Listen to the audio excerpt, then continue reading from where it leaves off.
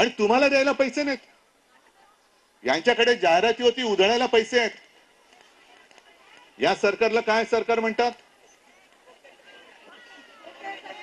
अरे जरा मोठ्याने बोला ना. खोके सरकार. मला सरकार आणण्यासाठी खोके आहेत, पण माझ्या अंगणवाडी आणि आशाताईंच्या मेहनतीला त्यांच्या हक्काचे पैसे द्यायला, मानधन द्यायला पैसे नाहीत. हे सरकार तुमचं आहे.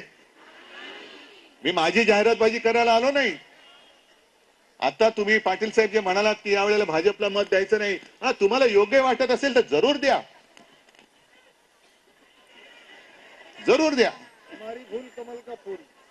आता 22 जानेवारीला राम मंदिराचं लोकार्पण होते. मग तुम्ही काय राम भक्त नाही आहात की नाही? मग तुम्ही म्हणजे मध्य प्रदेशमध्ये निवडणुका जिंकले भाजपा, सगळ्यांचा असा होरा होता की मध्य प्रदेश सुद्धा भाजपा हरणार, पण जिंकले. जिंकल्यानंतर त्यांनाच कळेना कसं जिंकलो. काही म्हणतात ईव्हीएम वरती जिंकले.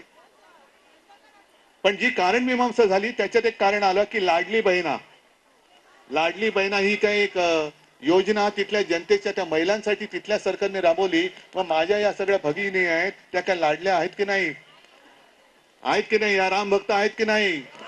या हिंदू आहेत की नाही? हिंदू असतील, मुसलमान असतील, काही असतील, पण आज माझ्या जो जो म्हणतो ना पण तळागाळातला महाराष्ट्र, तिथपर्यंत कोण जातं?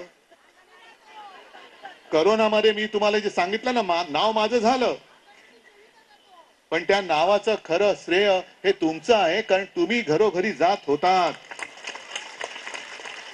याची मला जाणीव आहे. आणि म्हणून मी फार काही करू शकलो नसलो तरी देखील तुम्ही आता म्हणालात, मी विसरून पण गेलो होतो की न थांबता तुमचं मानधन वेळेवर मिळालंच पाहिजे. हा आपल्या वर्षातही मंत्रिमंडळातला एक निर्णय होता.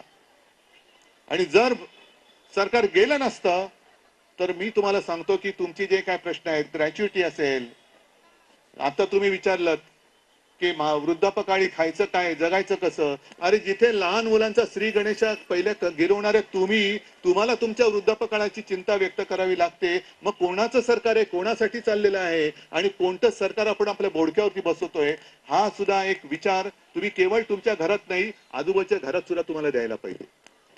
आजूबाजूच्या घरात द्यायला पाहिजे. तुम्ही लढायला उतरलेला आहात. आणखीन काही दिवसांनी आशा वर्कर्स, आशा ताई त्या सुद्धा येणार आहेत तुमच्या सोबत.